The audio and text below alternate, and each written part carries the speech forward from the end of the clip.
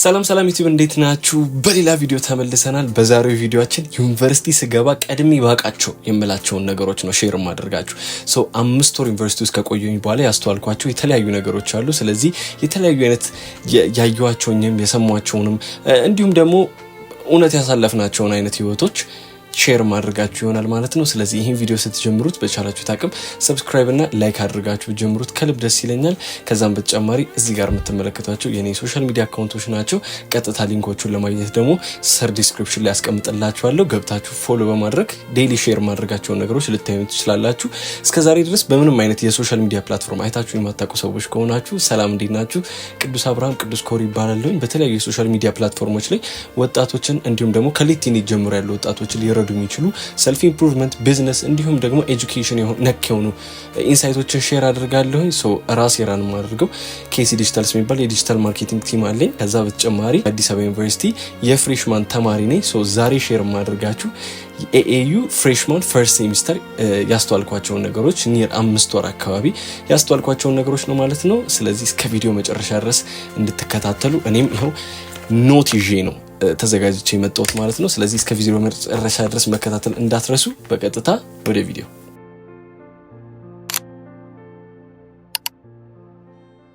ወደ መጀመሪያው ኮንሰፕት እንምጣ። የመጀመሪያው ጉዳይ አላማችሁ ምንድነው? ዩኒቨርሲቲ የገባችሁበት ሪዝን ምንድነው ነው? አንድ ሰው ወይም ደግሞ አንድ ተማሪ ሁለት አይነት ሪዝኖችን ይዞ ወደ ዩኒቨርሲቲ ይገባል። the first thing is ጎበዝ ሰገጥ ተማሪ ለመሆን፣ ሁለተኛው ደግሞ ሰገጥ ጎበዝ ሰራተኛ ለመሆን። ስለዚህ ከሁለቱ የትኛው ናችሁ የሚለውን ፊገር አውት ማድረግ በጣም መስት የሆነ ጉዳይ ነው። እኔ መጀመሪያ ዩኒቨርሲቲ ስገባ በጣም ዲሉዥናል ነበርኩኝ። ያሰብኩት ምንድነው እየተማርኩኝ ከዛ በኋላ ስራዬንም አንድ ላይ አስኬዳለሁ የሚል አይነት ሐሳብ ነበረኝ በጣም እና ያ little bit impossible ነው። እውነት ለመናገር በትንሹም ቢሆን የሚቻል ነገር አይደለም። ቢካዝ ሁለቱንም ነገር አንድ ላይ ማስኬድ ይከብዳል። ስኮር አሁንም ቀጥታ አልወጣም። ነገር ግን ሁሉም ትምህርቶች ተዘርዝረው ባየነው ከሆነ ስትሬት ኤ በሚባል ደረጃ ነው ያመጣሁትኝ እና ያንን ካየሁኝ በኋላ እየተማርኩ ነበር ማለት ነው ምናምን የሚል አይነት ጥያቄ ጠይቁኝ ራሴን። ወደ ስራዬ ደግሞ ስመለከት እንዳወጣሁት ፕላን ለቢዝነሳችን እንዳወጣነው እቅድ አይነት ሚት አላደረግንም። ሁለቱንም ነገር አንድ ላይ ማስኬድ ወይም ደግሞ በሁለቱም ሰክሰስፉል ሆናለሁ ማለት ይከብዳል። ይህንን ነገር ደግሞ በምን ፊገራው ተማረኩት መሰላችሁ? ሃይ ስኩል ባላችሁ ፐርፎርማንስ አብሮ ነው አድጓችሁ የሚመጣው። እዚህ ስትመጡ አካባቢያችሁን በደንብ ኮንትሮል ማድረግ ከቻላችሁ ማለት ነው። ስለዚህ አላማችሁ ምን እንደሆነ በደንብ እወቁ። ኢዘር ጎበዝ ተማሪ ለመሆን የመጣችሁት በደንብ ትምህርታችሁን ለመማር ዴይሊ ክላስ ለመግባት የሚሰጧችሁን አክቲቪቲዎች በደንብ ለመስራት፣ አለበለዛ ደግሞ ጎበዝ ሰራተኛ ለመሆን የገባችሁ። ጎበዝ ሰራተኛ ማለት ምን ማለት ነው?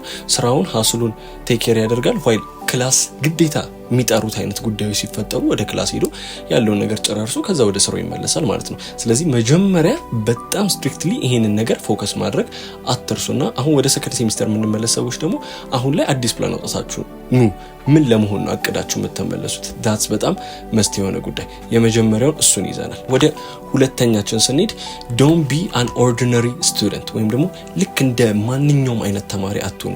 ማንኛውም ተማሪ ማለት ምን ማለት መሰላችሁ? መጀመሪያ እንደገባን ዩኒቨርሲቲ ውስጥ ያስተዋልነው ነገር ምንድነው? ሁሉ ነገር በአንድነት ነው የሚደረገው። በቃ ሁሉ ነገር በአንድነት ነው። ከግቢ ልንወጣ ከሆነ አንድ ላይ ነው።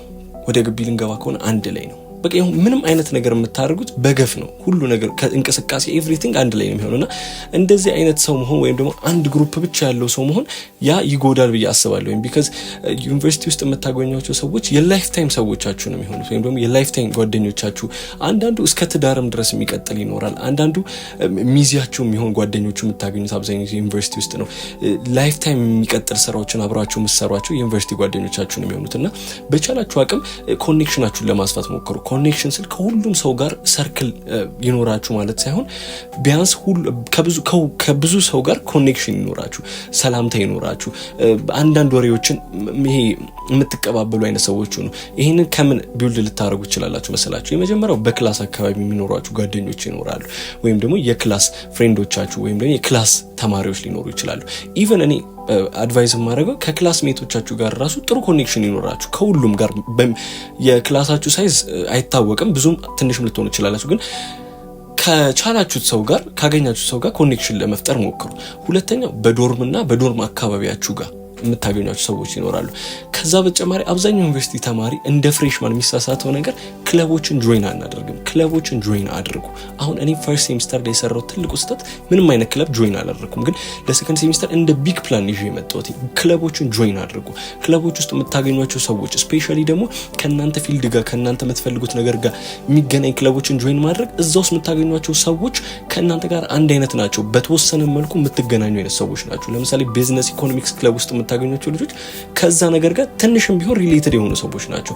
ስለዚህ ወደፊት ምን ፖይንት ላይ ልትጠቃቀሙ ምን ፖይንት ላይ ልትረዳዱ እንደምትችሉ አታውቁምና በቻላችሁት አቅም ፍሬንድሺፕ ወይም ደግሞ ኮኔክሽን ለመፍጠር ሞክሩ።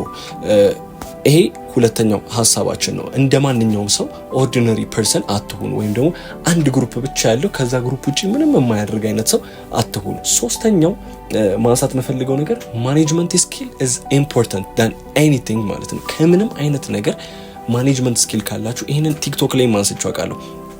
አንድ ተማሪ የማኔጅመንት ስኪል ካለው ምንም ማንም ሊያስቆም አይችልም። ቱ ቢ አንስት ከዚህ ማኔጅመንት ስኪል ስንል ምን መሰላችሁ? ልከፋፍለው በደንብ። የመጀመሪያው ታይም ማኔጅመንት ብለን እንከፍላለን። ሶ ታይም ማኔጅመንት ማለት የክላስ ሰዓታችሁ፣ የስራ ሰዓታችሁ፣ ዶርም ስንት ሰዓት ነው የምትገቡት፣ ምን ሰዓት ላይ ነው ምግብ የምትበሉት፣ ምን ሰዓት ላይ ነው ከጓደኞቻችሁ ጋር ሃንጋውት የምታደርጉት፣ ይሄ ነገሮች በሙሉ ታይም ሊሚት ሊኖራቸው ይገባል። በታይም ሊከፋፈሉ ይገባል። ታይማችሁ ማኔጅ ማድረግ ደግሞ እንደ ዩኒቨርሲቲ ኤርሊ እንደሚገባ ወይም ደግሞ ፈርስት ሴሚስተር ዩኒቨርሲቲ ስቱደንት ኢትስ ሪሊ ሃርድ ቢካዝ ምን መሰላችሁ ዶርም ውስጥ ስትገቡ የሆነ ኮንፈርት አለ። ክላስ ከጓደኞቻችሁ ጋር ከክላስ ጓደኞቻችሁ ጋር ስትገናኙ የሆነ ኮንፈርት አለ። ሶ ከዛ ወጣችሁ ተነቅላችሁ ወደ ሌላ ነገር ለመግባት በጣም ይከብዳልና ይሄንን ሰከንድ ሴሚስተር ላይ አስተካክለን መመለስ አለብን።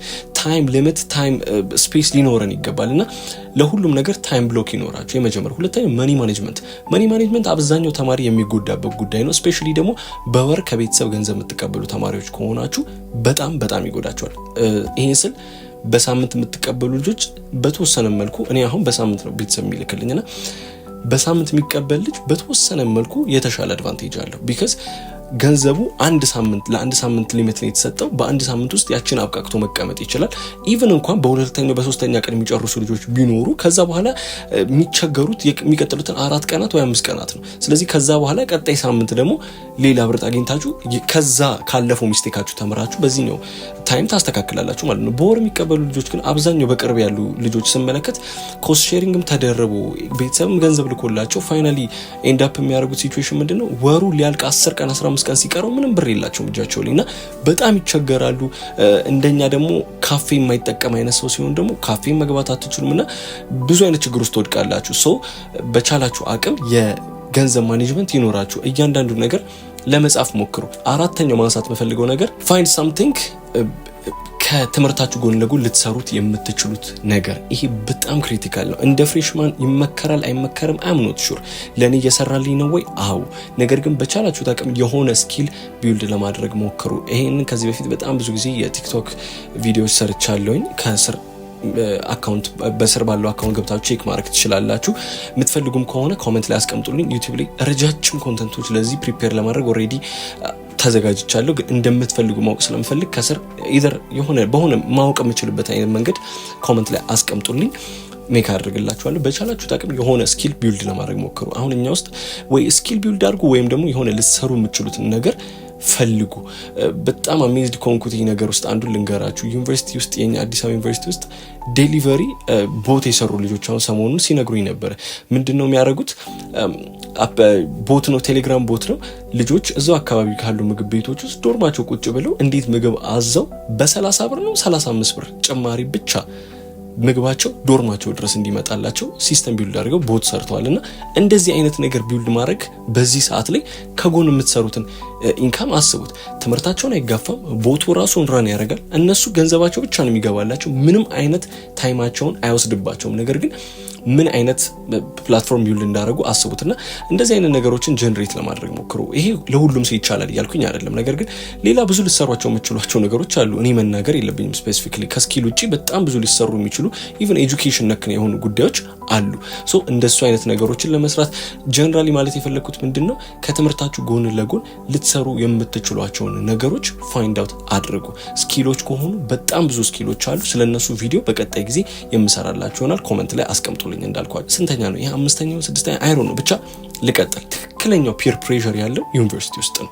ይሄ በጣም ክሪቲካል ነው ማለት ይሄን ስነግራችሁ በጣም ፎከስ ማድረግ አለባችሁ። ትክክለኛው ፒር ፕሬሸር፣ ትክክለኛው የአካባቢያችሁ ውስጥ ያሉ በእናንተ ኤጅ ያሉ ሰዎች ግፊት ዩኒቨርሲቲ ውስጥ ነውና ሰው አካባቢውን ይመስላል ይባላል። ይሄ በጀነራሊ በኖርንበት በባህላችን የሚታወቅ ነገር ነውና በጣም ወሳኝ ነገር ነው። አካባቢያችሁ በጣም ማተር ያደርጋችኋል።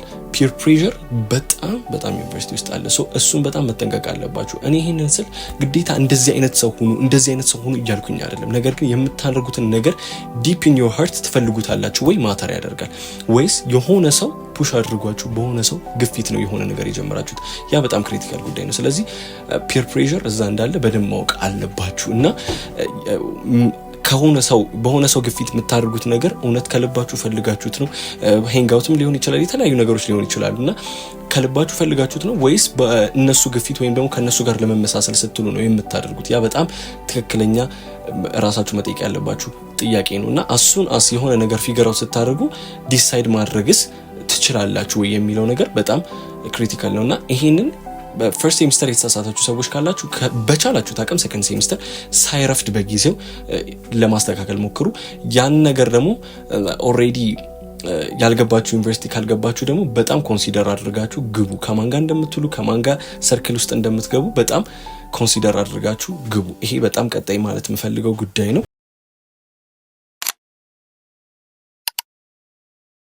የዩኒቨርሲቲ ፋይናል ኤግዛም መጀመሪያ ኤክስፔክት ያደረኩትኝ የሆነ ነገር ነበር። አብዛኞቻችን ኤክስፔክት ያደረግነውና አስተውሳለሁኝ 3 ሳምንት 4 ሳምንት ነገር ሲቀረው መሰለኝ ቀኑን ያወቅነውና ያን ቀን ስንሰማ እንዴ 1 ወር ቀረን እንዴ 3 ሳምንት ብቻ ቀረን ያልነበት ሲቹዌሽን ትዝ ይለኛል።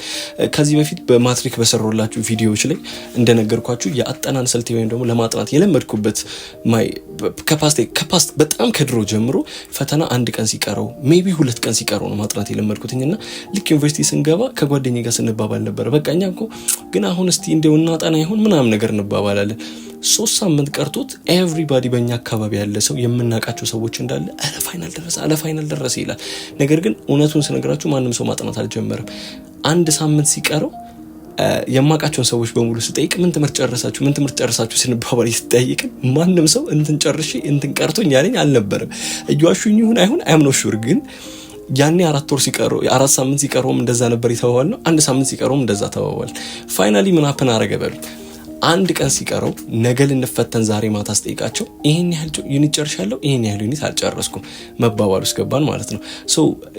ፋይናል 4 ሳምንት 5 ሳምንት ምናምን ሲቀረው ማጥናት መጀመር ይጠቅማል። እውነቱን ለመናገር ይጠቅማል። ያ ከፓስት ኤክስፒሪየንሳችሁ እንደዚህ አይነት ሀቢት ያላችሁ ልጆች ከሆናችሁ ደግሞ you are lucky because ፋይናል ስቴፕ ላይ 10 ቀን 15 ቀን እንደኛ እንቅልፍ አታጡም።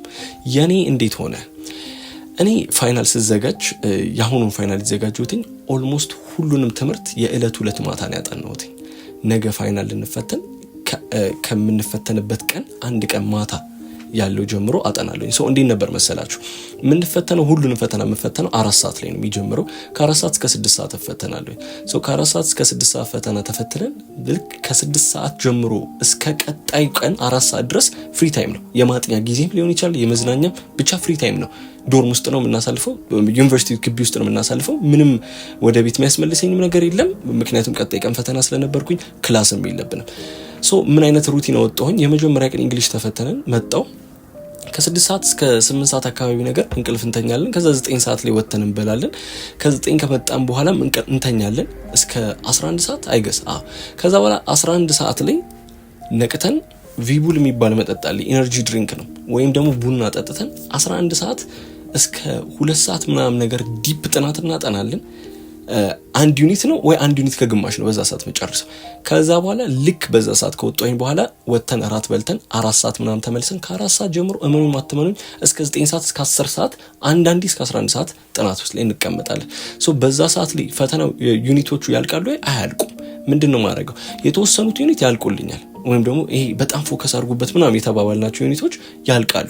ወይም የማያልቁትን ዩኒት በማግስቱ 2 ሰዓት 1 ሰዓት ምናምን ነገር ከእንቅልፋችን ነቅተን እንደመሰሳቸዋለን ወይም ደግሞ ይሄ ከላይ የምታጠናቸው ጥናቶች አሉ አይደል? እንደዛ እናጠናቸዋለን። ፈተና ላይ ስንገባስ ፈተኖቹ የማስተውሳቸው 1-2 ትምህርት በጣም የከበዱኝ ትምህርቶች ነበሩ። ኢቭን ስኮር ኤሊት ዝቅተኛ ውጤት ያመጣሁት አንዱ ትምህርት በጣም ፈተናው የከበደኝ ነበር። ሶ ዳት እንዳልኳችሁ ነው። ቀድማችሁ ማጥናት የምትችሉት ከሆነ ወይም ደግሞ በጣም የሚከብዷችሁን ትምህርቶች ቀድማችሁ መዘጋጀት የምትችሉ ከሆነ ቴክ ዮር ቻንስ እና ቀድማችሁ ተዘጋጁ ለሰከንድ ሴሚስተር። አሁን ሰከንድ ሴሚስተር እኛ የምንማራቸው ትምህርቶች ከባባድ ናቸው፣ ይበልጥ ዲፕ የሚገቡ አይነት ትምህርቶች ናቸው። ስለዚህ ያንን ሀቢት ከአሁኑ ማዳበር ሳይኖርብን አይቀርም። ቢካዝ ጥሩ ስኮር ፍሬሽማን ላይ ማምጣት የቀጣዩን እንትን የተሻለ ያደርግላቸዋል ሲባል ሰምተናል እና በቻልነው አቅም ያንን ነገር ዲሳይድ ብናደርግ ጥሩ ነው ብዬ አስባለሁ በእኔ እምነት። የተጠቀምኩት አንደኛው እሱን ነው። በሁለተኛ ምን ተጠቀመን እስከ 8 ሰዓት ወይም እስከ 6 ሰዓት አጠናና ከ6 ሰዓት ጀምሮ እስከ 9 ሰዓት ተኝቼ ለ3 ሰዓት ከ9 ሰዓት ተነስቼ እስከ 11 ተኩል እስከ 12 ሰዓት እናጠና ነበር። ይሄ ደግሞ ሁለተኛው ሩቲናችን ነው። ለሁለት ትምህርት እነዚህን ተጠቅመናል። ሁለቱም ጠቅሞናል። ነገር ግን እንቅልፋችሁን አጥታችሁ ነው 15 ቀን ሳክሪፋይስ ማድረግ 10 ቀን ሳክሪፋይስ ማድረግ ዝግጁ ከሆናችሁ እንደ ፍሬሽማን ነው። ይሄ ሌላ እንትኖችን አያጠቃልልም። ቢካዝ ሌሎቹ የክብደታቸው ሌቭል የፖርሽኖቹ ስኮፕ ሰፊነትና ትንሽነት አላቅም፣ ግን እንደ ፍሬሽማን ግን ማለቅ የሚችሉ ናቸው። ዲፕ ጥናት ነው ማጠናው ለሚል ሰው ግን አያልቁም።